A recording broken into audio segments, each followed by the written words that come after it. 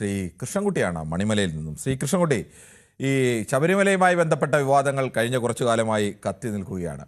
ആഗോള അയ്യപ്പ സംഗമം വിളിച്ചപ്പോൾ മുതൽ തുടങ്ങിയ വിവാദങ്ങളാണ്. സംഗമം നടന്നിട്ട് 2025 സെപ്റ്റംബർ 20 നടന്ന സംഗമം 5 മാസമാകുന്നു. 5 മാസമായിട്ടും അതിൻ്റെ വരവ് ചെലവ് കണക്കുകൾ കൃത്യമായി നോക്കാനോ അത് ജനങ്ങളോട് പറയാനോ ഉള്ള ഉത്തരവാദിത്തത്തിൽ നിന്ന് എന്തുകൊണ്ടാണ് ഈ ദേവസ്വം ബോർഡിന് മാറി നിൽക്കേണ്ടി വരുന്നത്? ഇപ്പോൾ ഇങ്ങനെ അഴിമതിയുടെ ആരോപണത്തിൽ മുന്നിൽ നിന്ന് പകച്ചു നിൽക്കേണ്ട അവസ്ഥ വന്നത്? ദേവസ്വം ബോർഡ് ഹൈക്കോടതിയിലല്ലേ ഇതിന്റെ കണക്ക് പറയേണ്ടത്? ഹൈക്കോടതിയിൽ മാത്രമല്ല പറയേണ്ടത്. ദേവസ്വം ബോർഡ് ഇങ്ങനെ ഒരു പരിപാടി നടത്തിയിട്ടുണ്ടെങ്കിൽ ആ കണക്ക് ദേവസ്വം ബോർഡ് പ്രസിദ്ധീകരിക്കുകയും ആളുകളെ അറിയിക്കേണ്ട ബാധ്യത എല്ലാവർക്കും ഉണ്ട്. ദേവസ്വം ബോർഡിന്റെ പണം എന്ന് പറയുന്നത് സാധാരണക്കാരായ മനുഷ്യരുടെ പണമാണല്ലോ.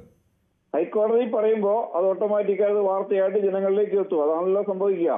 ഹൈക്കോടതി കൊടുത്ത കണക്കും ഇന്നലെ ദേവസ്വം ബോർഡ് പ്രസിഡന്റ് പറഞ്ഞ കണക്കും എല്ലാം പൊരുത്തപ്പെടുന്നില്ല. ഞാൻ പറയാൻ തന്നെയല്ലേ വിളിച്ചത്. പറഞ്ഞോ. അതായത് ഈ 1 ലക്ഷം രൂപയുടെ കട്ടിൽ വാങ്ങി എന്നുള്ളത് ഓഡിറ്റ് റിപ്പോർട്ടിൽ ഉണ്ടായിരുന്നോ? ഈ കൊടുത്തെന്ന് പറഞ്ഞതിനകത്തുണ്ടായിരുന്നോ? ഇല്ലല്ലോ.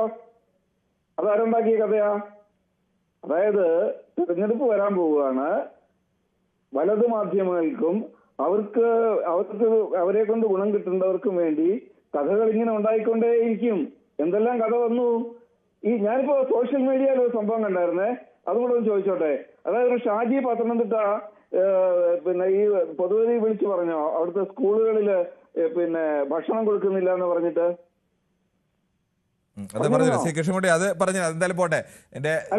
അതിന് ഒറ്റ ചോദ്യമേ ഉള്ളൂ.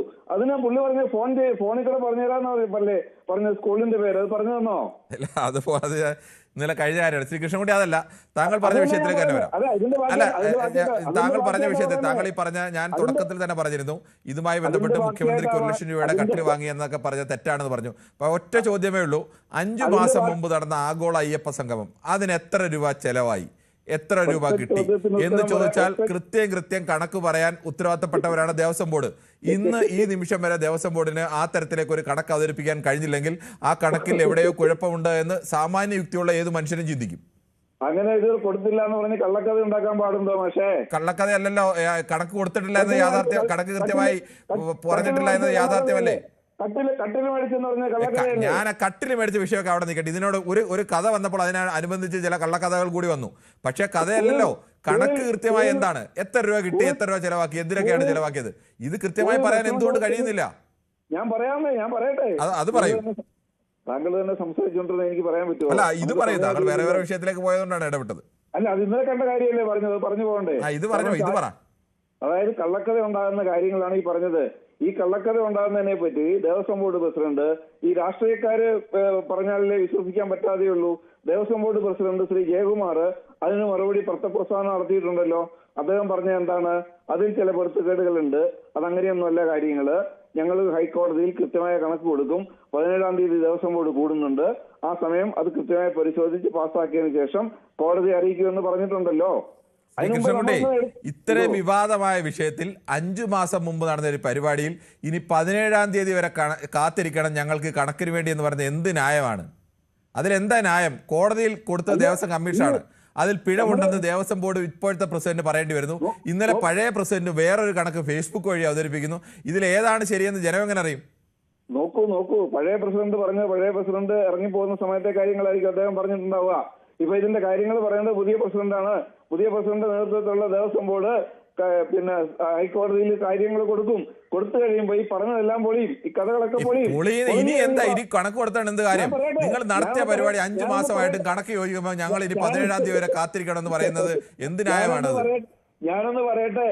അങ്ങനെ പൊളിഞ്ഞു കഴിയുമ്പോ ഈ കഥയുണ്ടാക്കിയവരും പ്രസിദ്ധപ്പെടുത്തിയവരും ചർച്ച ചെയ്ത ചാനലുകളും എന്തിനാ അതിന് അങ്ങനെ ആ കഥ പൊളിഞ്ഞാലും അതിൽ യാതൊരു ഖേദവുമില്ല.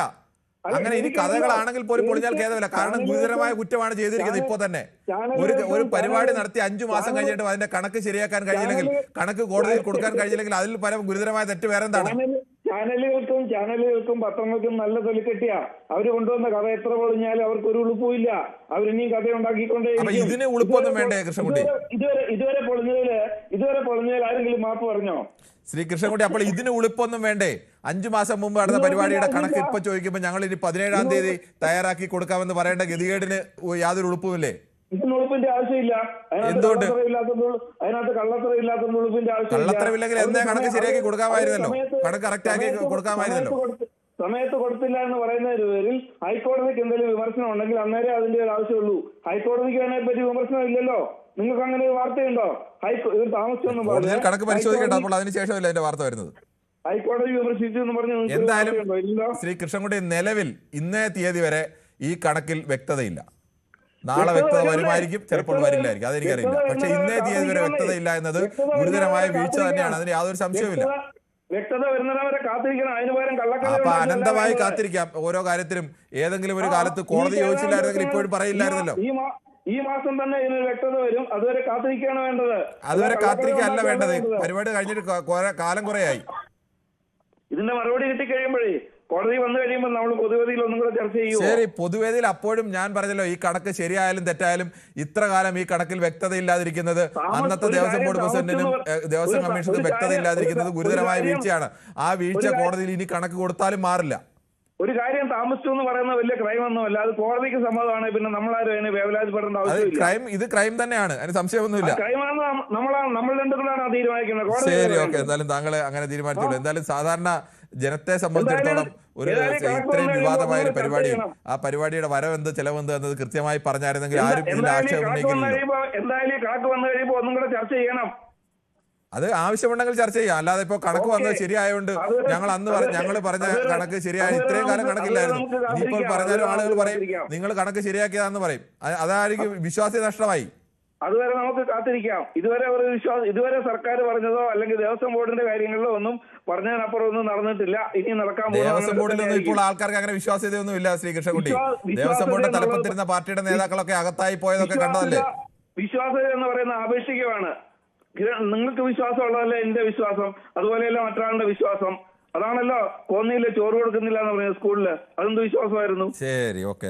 അക്കാര്യമൊക്കെ അതിന്റെ സത്യസന്ധത വെളിയിൽ കൊണ്ടുവരണം പൊതുവേദി. ശരി, ഒരു കാര്യം ചോദിക്കുമ്പോൾ പൊതുവെ അത് കൃത്യമായി ഞാൻ ഇന്നലെ തന്നെ വ്യക്തമാക്കിയതാണ് ശ്രീ കൃഷ്ണൻകുട്ടി.